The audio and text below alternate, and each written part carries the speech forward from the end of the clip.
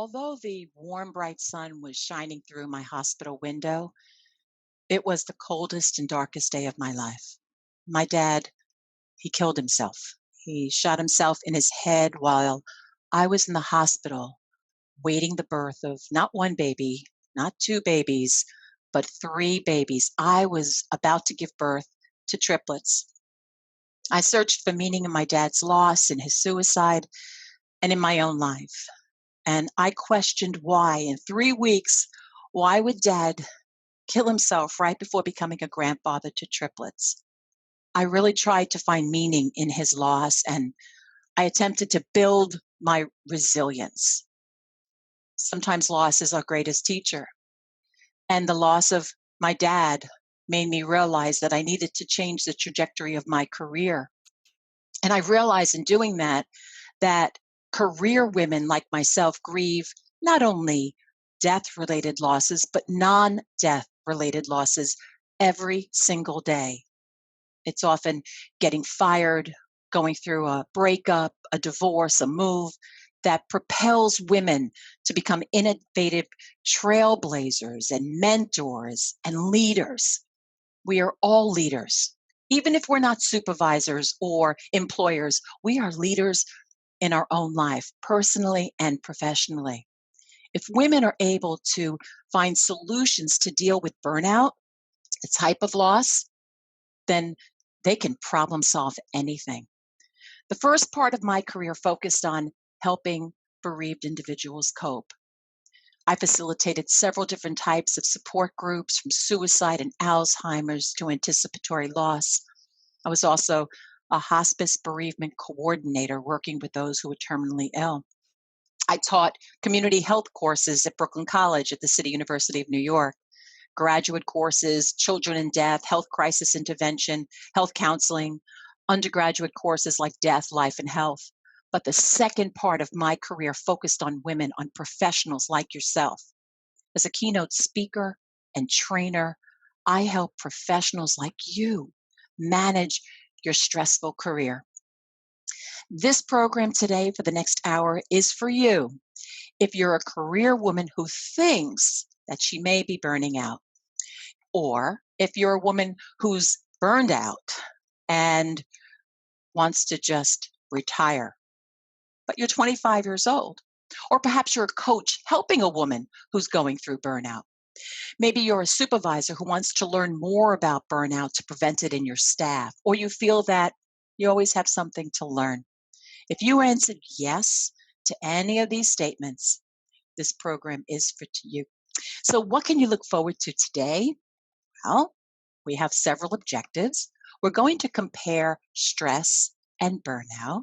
We're going to describe contributors to burnout. What causes it? Do you have it? And then we'll identify 8 personal characteristics of resilience that lessen the impact of burnout. And then at the end, we'll examine a self-care plan to let go of work. I've designed this program for career women at risk for burnout.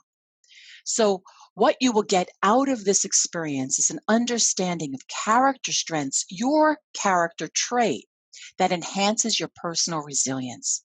I'm delighted to have this opportunity to share some thoughts that I am passionate about.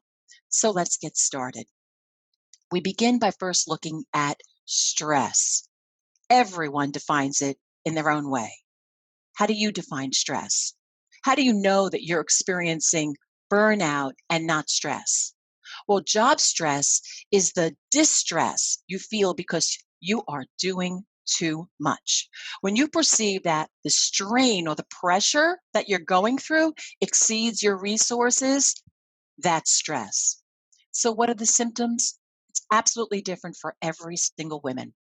Physical weakness, dry mouth, you might feel shaky, really just tired. There might be some mental pressure like headaches or emotional tension. You might even cry, tearful, grinding your teeth. It's when these symptoms of strain, because you don't have the resources you need, the supplies, income, things you need to get the job done. Now, stress is different than burnout. Burnout is the prolonged response to long lasting interpersonal job stressors. It's what's going on in the workplace.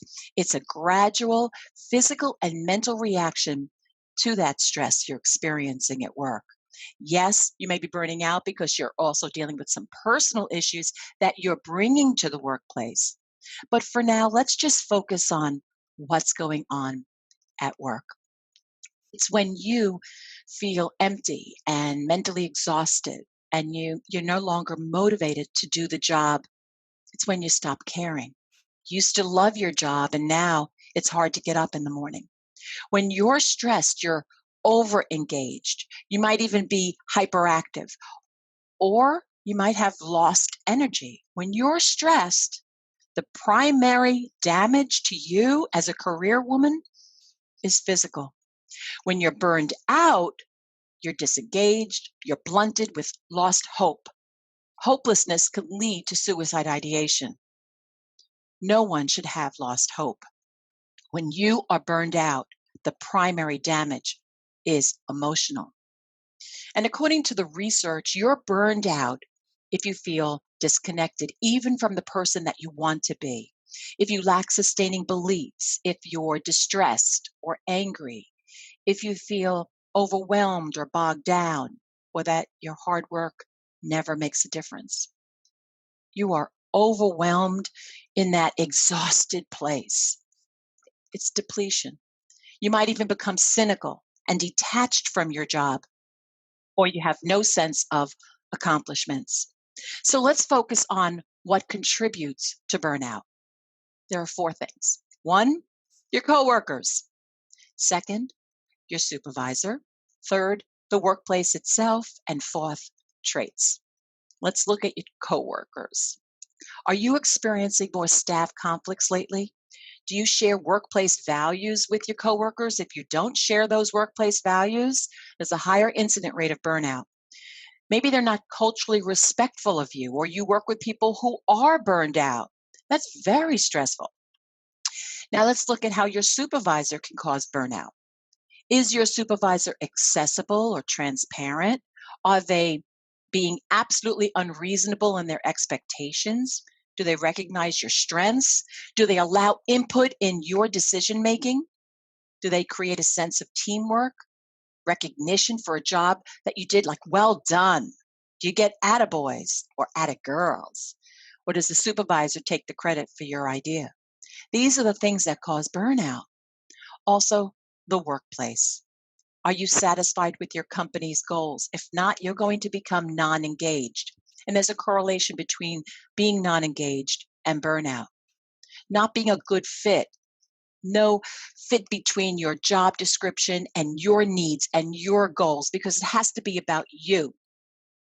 If you're not accomplishing your personal goals, if you don't have job security, if your company is downsizing, if you have no input in decision making, as we stated before with the supervisor, you may burn out. Also, women burn out when they are not trained for their position and they move within the company without that training. What about the administrative tasks, the increased paperwork, the issues regarding budgets? You don't have what you need to do your job well. Maybe there's a lack of staff and the company is asking too much of you. Or there's just simply too many interruptions throughout the day. Or no family friendly policies or high performing mentoring programs. All these things are what you need to prevent burnout. So if you don't have the resources to do your job well, and the fact that there may be big consequences for failure, that's getting to you.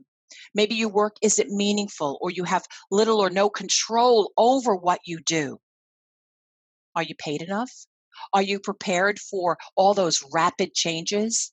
Are you doing tasks while still doing the old ones? All these things are making you burned out. Now, you might have one of these things or everything I'm saying. Wow, check, check, check. Doesn't really matter if you have one or several. If you define burnout in a certain way, then that's burnout because it's about you.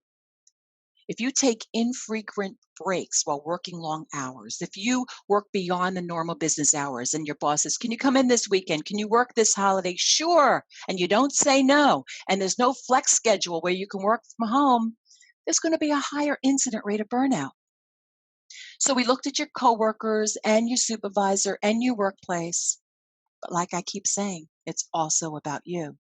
Research shows that traits, your character strengths and weaknesses contribute to burnout.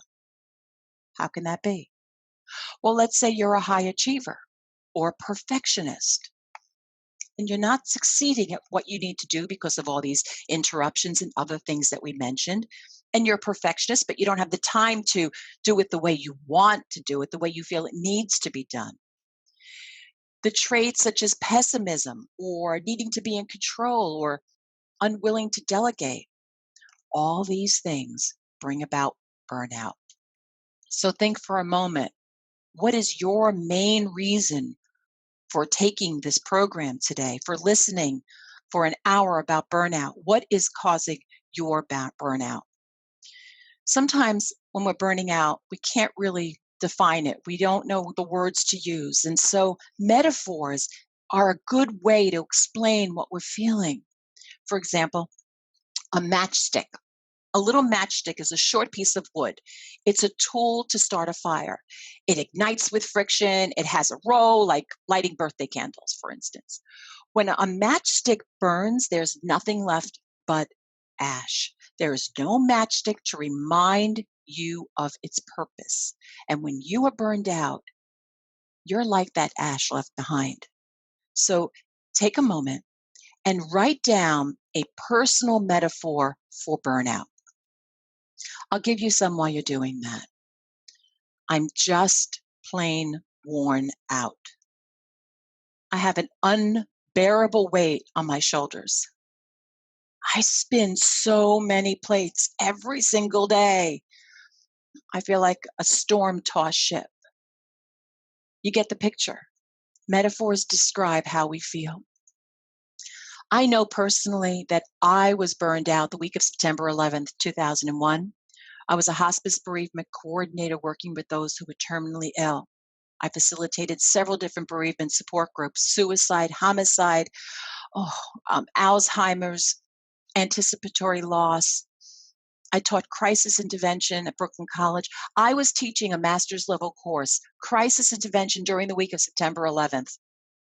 When personally living in New Jersey, realizing all those people who were traumatized, I too felt that. I needed self-care to replenish myself, not only the days after September 11th, but every single day thereafter. There is a keto principle. You can't control the unexpected, but you can control your responses to it. You can control what's causing you to burn out. If your supervisor acts a certain way, sometimes you can't change the supervisor or you can't change the culture of your company, but you can control how you respond to what's going on in your life, that thing that's causing you to burn out. The next thing that I want to talk about today is my fabulous principle. I created this about 20 years ago, and I bring it on the road and share it in keynotes and trainings and workshops. Women get into trouble and they go into this negative spiral when they ignore burnout. So that is really why I'm so happy to be exploring this fabulous principle with you today. It's an acronym: FABULOUS. Career women have been helped by this framework. I really think it's an innovative approach to enhance your personal resilience, and that's our goal today. Ideal behaviors or strategies to overcome burnout have to start with an understanding of your strengths. So think for a moment, what's your greatest strength? What would you say? So many women, I don't know, let me think about it. You have to know your strengths with a snap of your finger. So my fabulous framework helps you as a career woman focus on an ideal way to transform that burnout in a positive way. Negative thoughts bring about distressing feelings. Distressing feelings bring about unhealthy behaviors, and unhealthy behaviors bring about burnout. That's not what we want. So all of which leads quite naturally to a discussion of 8 core competencies that build these competencies, build your personal resilience. So F is for flexibility. You're going to build a resilient mindset by being less rigid in order to adapt to work-life challenges. The A is for attitude. Develop a state of mind based on positive feelings toward all these workplace stressors. B is for boundaries, maintaining limits of acceptable workplace behaviors. U is for understanding job satisfaction, developing gratification and pleasure from the role, from your role, from what you do every day. L is for laughter, it's for joy, it's for keeping a sense of humor to manage a stressful workplace. O is for optimism, to think positively, realistically, and anticipate the best possible outcome. U is for united. It's when you cultivate these personal and professional relationships that increase your well being. And lastly, the S is for self compassion. So you gain the insight as to why you should extend loving kindness to yourself every single day. That's a fabulous principle, and that's what we're going to talk about today. Ralph Waldo Emerson said, what lies beneath us, or what lies behind us, and what lies before us are tiny matters compared to what lies within us. And what lies within us are our character traits, our strengths, our traits that help us prevent burnout. So being flexible, I want you to consider this. A career woman who is not a flexible thinker. That's not you. That's somebody else, right? She has a hard time working with a new supervisor, and it is burning her out. Her supervisor has a different communication style, a different culture, different beliefs than her own. She cannot resolve the workplace conflict, and she really has a hard time adapting. She can't adapt to this changing work environment with this new supervisor. So she says, I've never worked with someone like this before, and I'll never be able to work with this boss. I'll never, that all or nothing thinking. So here's how she changed her thinking. She tried to be alert to this critical thought that told her this never wording. She tried to be alert to that critical thought and change it immediately, because that critical thought was an automatic thought, and she shut that thought off and restructured the way she thought. She tried not to focus on one bad thing that happens at work instead of all the good things. And at the end of the day, she looked at all those good things instead of focusing on that one bad thing. She also let go of preconceived notions and biases that she had about her boss because her boss wasn't like her. She created this mental shift, and she started to think about the way she thinks. She used mental agility as a strategy to prevent burnout. This woman tried to focus on her automatic thought, that thought that pops into her head automatically. And she said to herself, is my thought logical?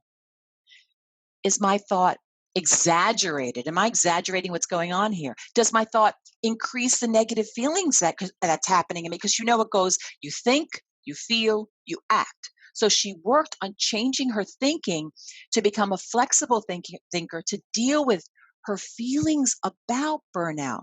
So she managed these painful emotions by first focusing on problematic thoughts.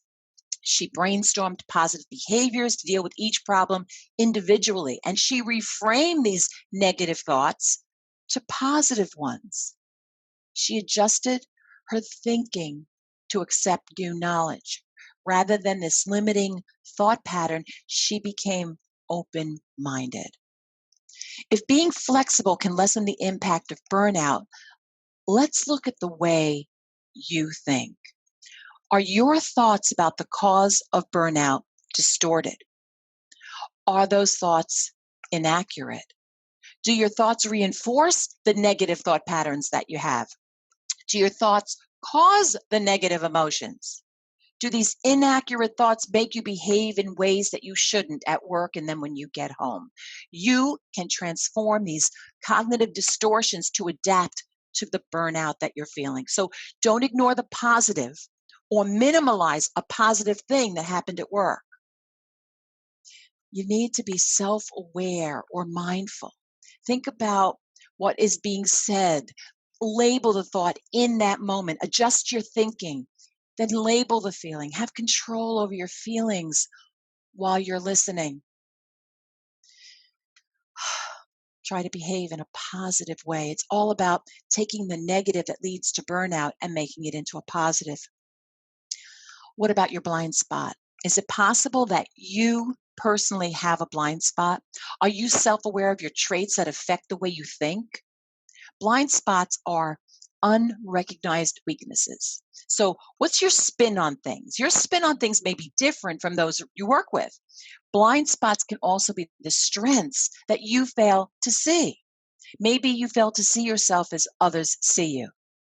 Flexible thinkers adapt to a challenging workplace, and we know as women that these challenges affect us emotionally, spiritually, behaviorally, cognitively.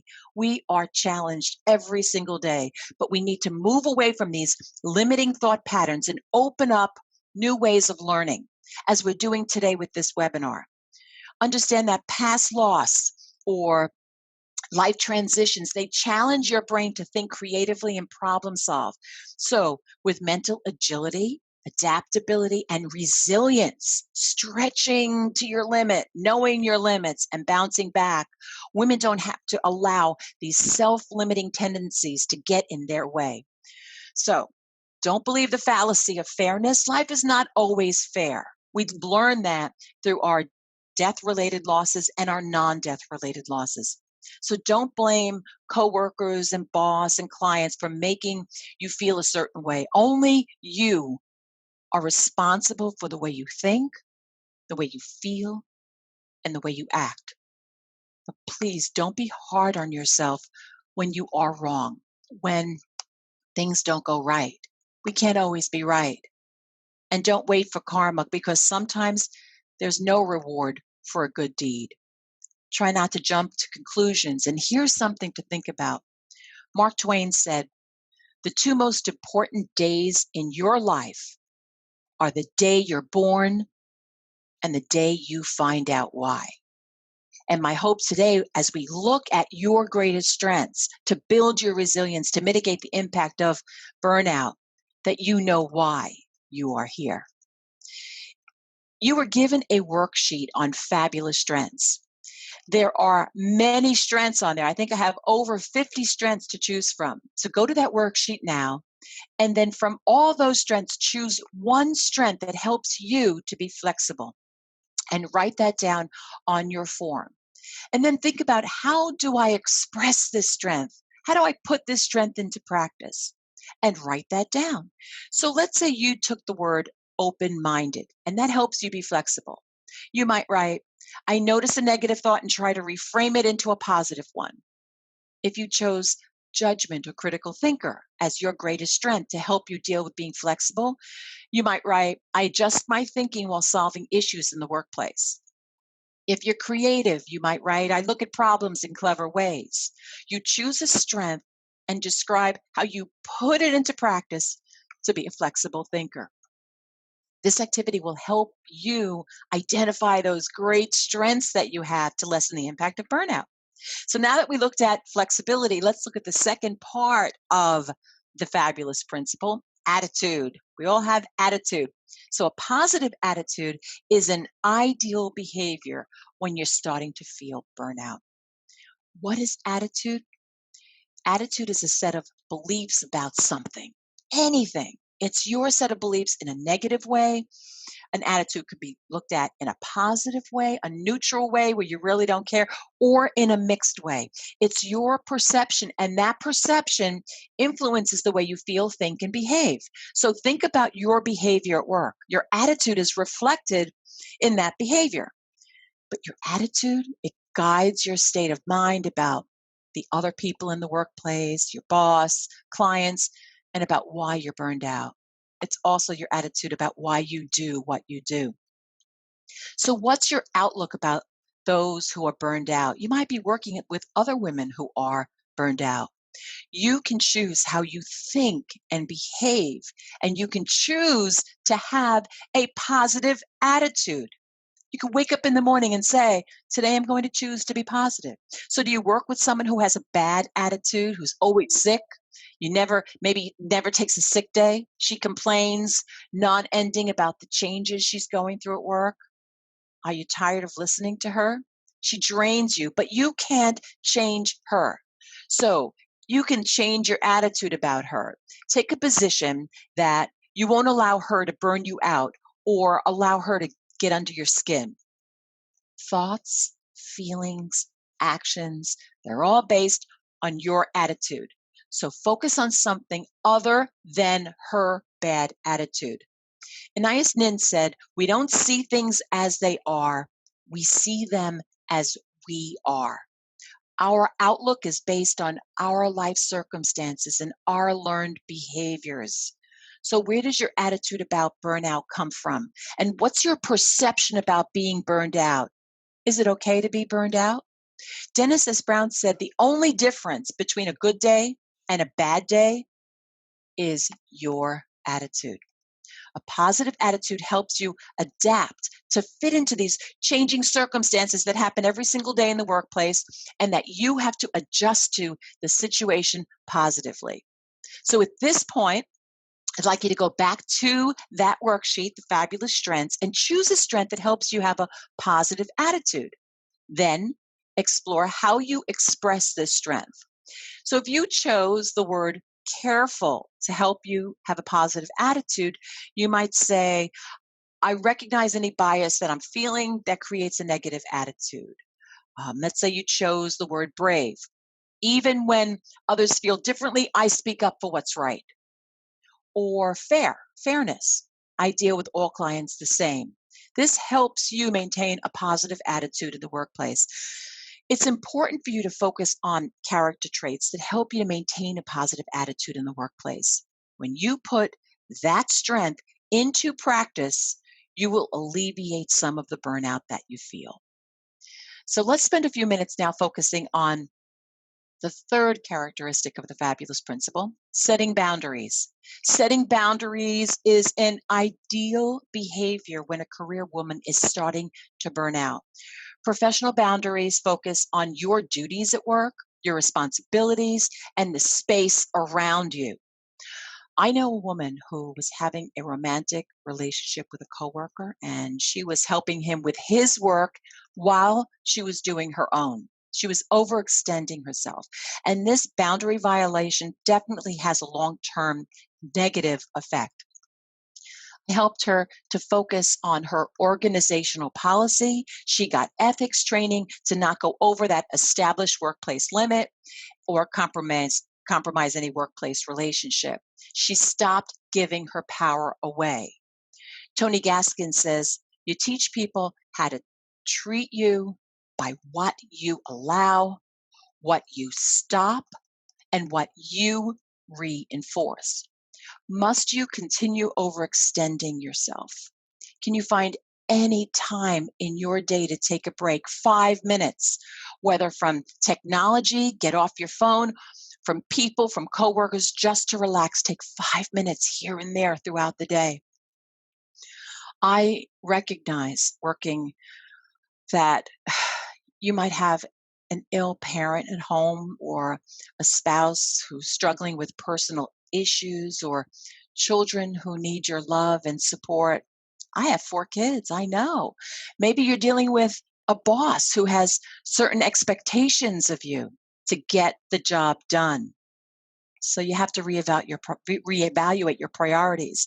And through this program today, my hope is that you're motivated to increase your overall health and happiness, because it comes down to being happy, by focusing on your character traits, those strengths that give you the ability to lessen the burnout you feel. So to prevent burnout, women need to move from weak boundaries to healthy boundaries. What does that mean to you? Does it mean that you have to ask for a raise, or you're no longer going to be accept that your boss talks down to you, or you take work home, or you accept too many clients? You're going to speak up. You're not going to work overtime if you're not paid for it. You're not going to work excessive number of hours. And don't say okay when you want to say no. There are all types of boundaries. The emotional boundaries when our buttons get pushed, we know them. There are intellectual boundaries when you allow others to tell you how to think, when others tell you what you should be feeling.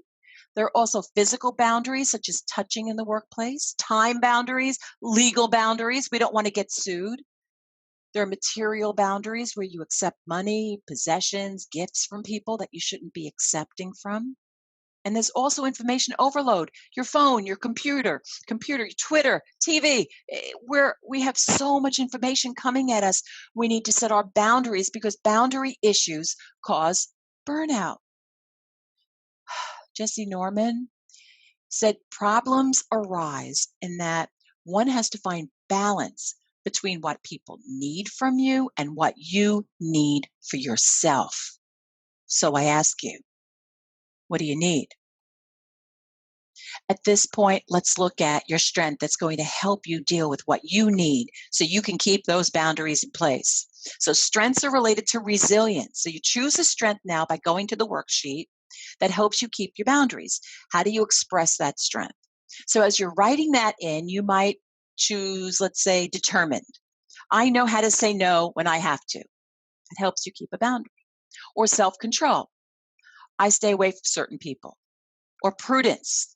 I know my organizational policy. So again, when you choose a strength that prevents you from pushing those boundaries and you put that strength into practice, you'll lessen the burnout that you feel.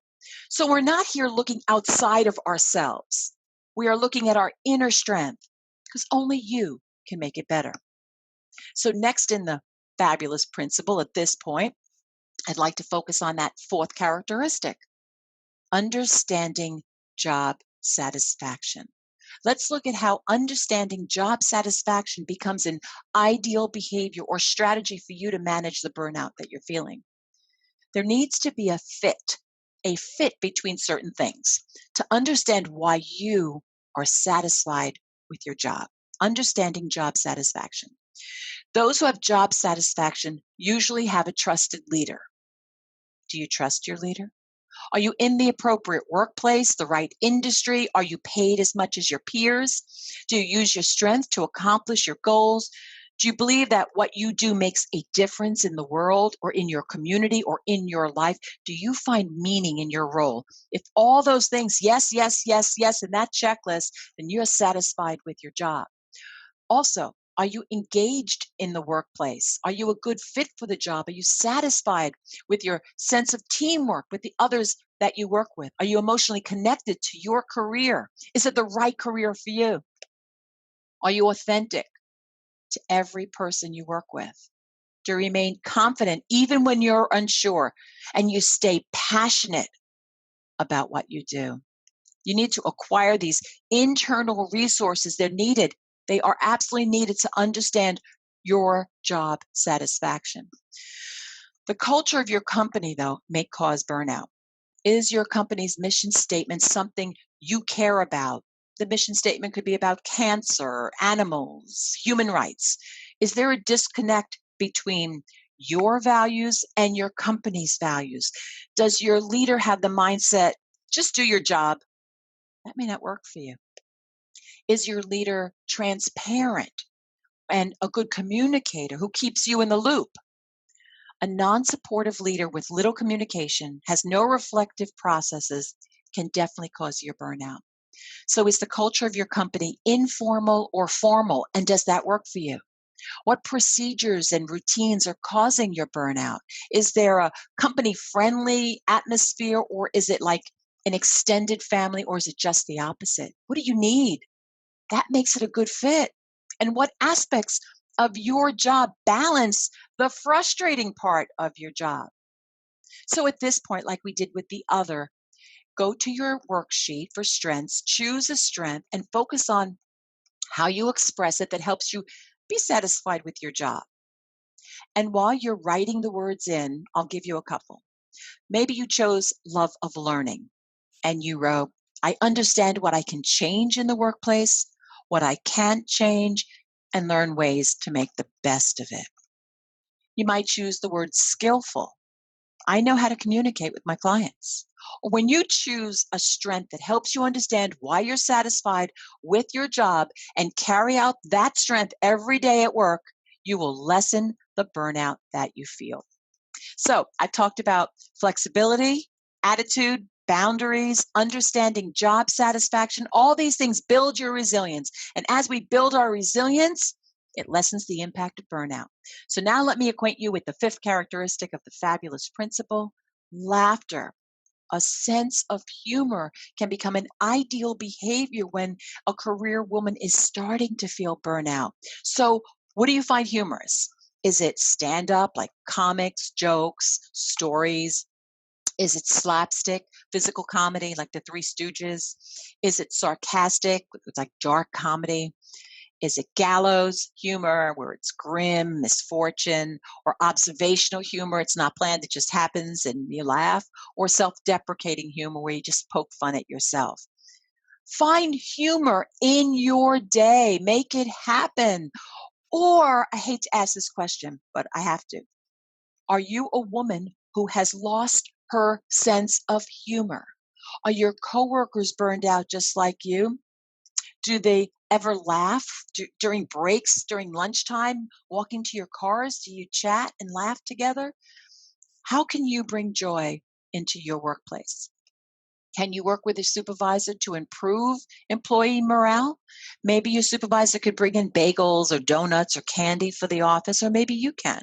Or a 5-minute exercise break for everyone, or reading section on funny books, bring in a comic book, or celebrate job anniversaries, celebrate every single person's birthday.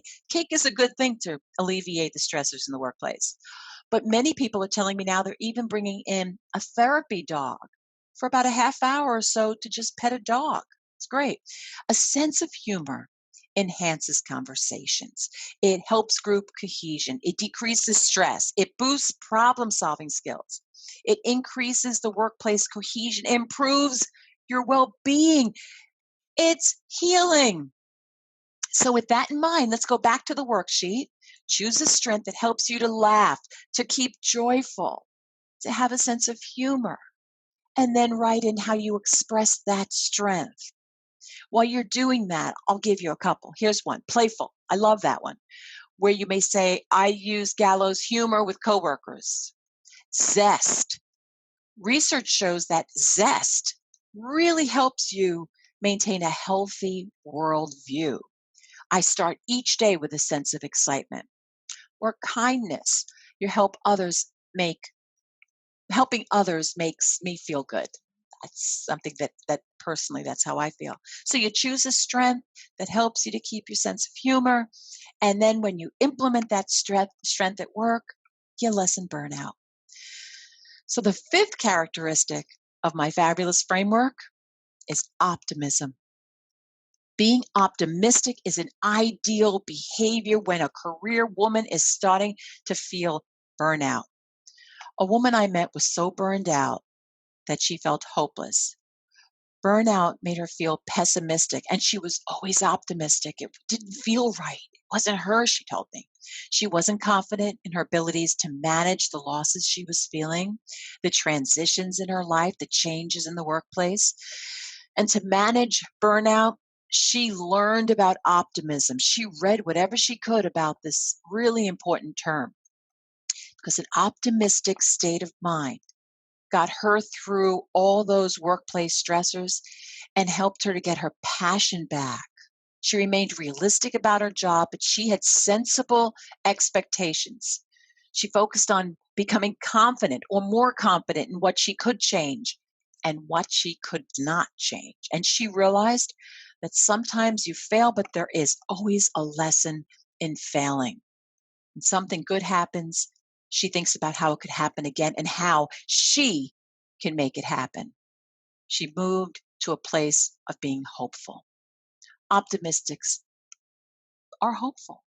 So, do you describe your job as an optimist or a pessimist? An optimist might say, my job is rewarding, my job's fulfilling, my job's gratifying. But if you're a pessimist, you'd say, my job's wounding, my job's exhausting, my job's draining. So now go back to that worksheet and choose a strength that helps you be optimistic. And how do you express this strength? Perhaps you choose realistic. I treat a situation as temporary and have high expectations that in the end, everything's going to be okay. Or you choose hopeful. I love that one. And you may say, I anticipate the best possible outcome. I worked as a hospice bereavement coordinator for many years. I knew my patients were terminally ill, but I was hopeful that perhaps the harpist would arrive on time, that I would get to the right prayer that they needed in that moment, that I'd be able to hold the hand of the son or daughter at that loved one's bedside who was taking their last breath. Being hopeful, being hopeful. Also, you might choose perseverance and say something like, I'm persistent to get things done in spite of all the interruptions at work. So we've identified how being flexible, having a positive attitude, keeping boundaries, understanding job satisfaction, laughter, and optimism mitigate the impact of burnout. So now let's spend a few minutes reviewing being united, feeling connected to your friends, to your best friend, to your family, to your coworkers, and leaders. They're all initiators of well-being, your well-being. So who's in your social network? Who are those people that are important to you? And being connected could even be to your dog, your cat, your hamster. It's you're united with someone, they make you feel good, or something like a pet. Being united becomes an ideal behavior when a career woman is starting to feel burnout because being united and connected with others, that fosters trust, and we need to feel like we trust the world around us. There's a saying that goes something like this: some people are real, some people are good, some people are fake, and some people are real good at being fake. You may be burned out because all of those types of people, but sometimes you work with those who are fake, and there's nothing you can do about their personality flaws. You can't change them. In this time together, what we're focusing in on is changing you so you can look at all your greatest strengths to mitigate that burnout you're feeling. Work on yourself and create interpersonal relationships if you choose to, and build rapport with authentic people, with genuine people who inspire you. So, to lessen burnout, be appreciative of the coworkers who get you. Become an active member of your team. Join a women's networking group or even mentor another woman. Edwin Schneidman years ago said, when you listen for the pain, hurt, and fear in people, it's always there. And when people sense you doing that with no other motive than to alleviate all of those, they will lower their walls and reveal them to you. Find someone who will listen to you as you share your pain, your fear, your burnout. Burnout hurts, but you are not alone. So choose a strength now, going back to that sheet, that helps you feel connected, that helps you feel united with others. And how do you express that strength? Maybe out of all these strengths, you choose the word gratitude. I enjoy my friends and family and appreciate that my dog really is my best friend. Maybe you choose the word collaborative. I'm loyal to my team. Or leadership. I'm a leader. I try to build relationship as I help to solve problems in the workplace. Or love. Love is a good one for being united. My close relationships are important to me. Now that we've focused on being united, let's look at the 8th characteristic of the fabulous principle: self-compassion. Self-compassion is an ideal behavior when you're starting to feel burnout. Now, we know that compassion is this caring awareness for another person's difficulties, along with a desire to lessen it. Self compassion is to extend loving kindness to yourself while you problem solve. I know a woman who cared so much for her coworkers and her clients that she lost sight of her own needs. She was burned out. She was using her strengths, but allowed them to become her greatest weaknesses. It's good to be helpful, but she was too helpful. It's good to be tolerant. She was way too tolerant. She was too agreeable, too trusting, too hardworking. You see how your greatest strengths could become your greatest weaknesses if you push them to an extreme. So she was not self compassionate. And Kristen Neff, a world leader on self compassion, said that there are three elements of self compassion. The first is to show yourself unconditional kindness and understanding rather than harsh self criticism and judgment. Number two, to look at your experience with this non biased awareness as part of a larger experience rather than it being separating or isolating. Treat yourself fairly. Look at the full picture. And third, keep those painful thoughts and feelings in a balanced awareness rather than over identifying with them. You see your situation in a larger perspective of also others feel the same way. You're not alone. Others too feel burnout. So self-compassion, it stimulates women to achieve these long-term goals by controlling and regulating negative feelings and impulses. Self-compassion helps you not to be so hard on yourself. Self-compassion helps you to recognize that you need to care for yourself as much as you care for those around you. When you're burned out, you're exhausted, you have no energy, you're cynical with a negative attitude towards those around you. You don't feel as though you're personally accomplishing what you set out to do. You put all this effort and energy into these constant demands, and you may not see the results. As multitaskers, women can do many things at one time, but they need to see the results. And if you're experiencing burnout, say no more often. Make yourself a priority by scheduling time for yourself. Put yourself on your calendar. Several years ago, there was a remembrance study where people were asked how they want to be remembered. And they said, I want to be remembered for being a good friend. I want to be remembered for caring for my family the way I do. I want to be remembered for my honesty, for my faithfulness, for my ability to help others, for my love of God, for my hard work, my empathy, my fairness, my generosity. Remember to live within your value system as it defines your character.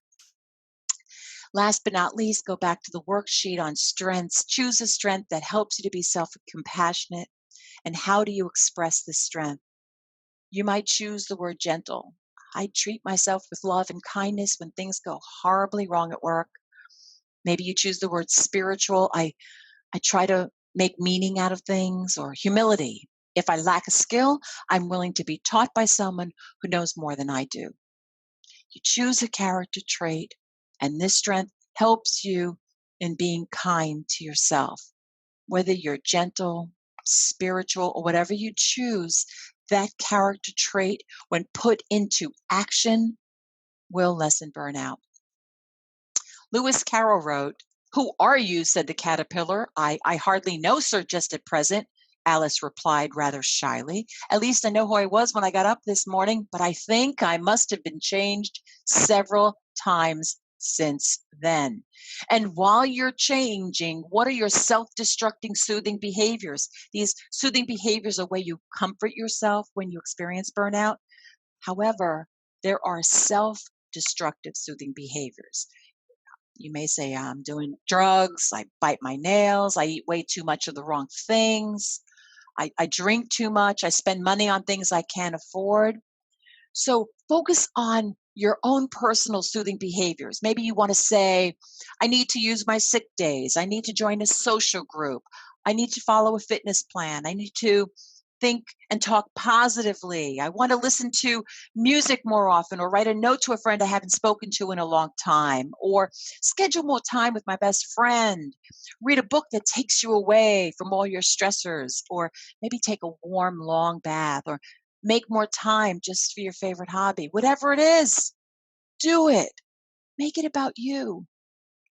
I talked today about the fabulous principle, this framework for understanding that loss and life transition can be a catalyst for positive change and growth. But today, you identified ways to transform the way you think about your current challenges with burnout by focusing on a flexible mindset, a positive attitude, keeping your boundaries, understanding job satisfaction, having a sense of humor and laughing, being optimistic, having that optimistic point of view, being united and having a social network, and being kind to yourself as you triumph over tragedy, over trials, over whatever transitions you're going through.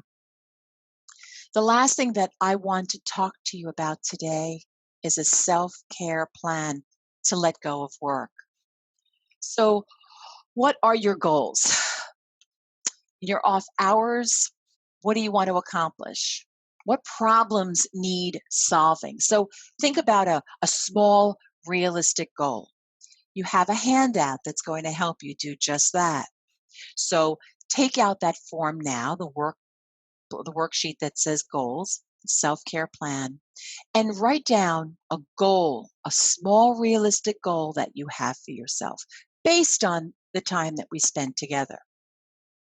Then focus on your reasons. Why are you motivated to accomplish the goals? What actions, what strategies will you need to take to make this happen? And right now, what do you need if you were to make the change today? So you have a goal, you have the reasons for that goal, you have the actions you're going to take to make it happen, and what do you need to do right now? After you've figured all that out, you then move to your resources. What do you need? Do you need money? Do you need funding? Do you need materials? Do you need to work with someone? What do you need to achieve that goal?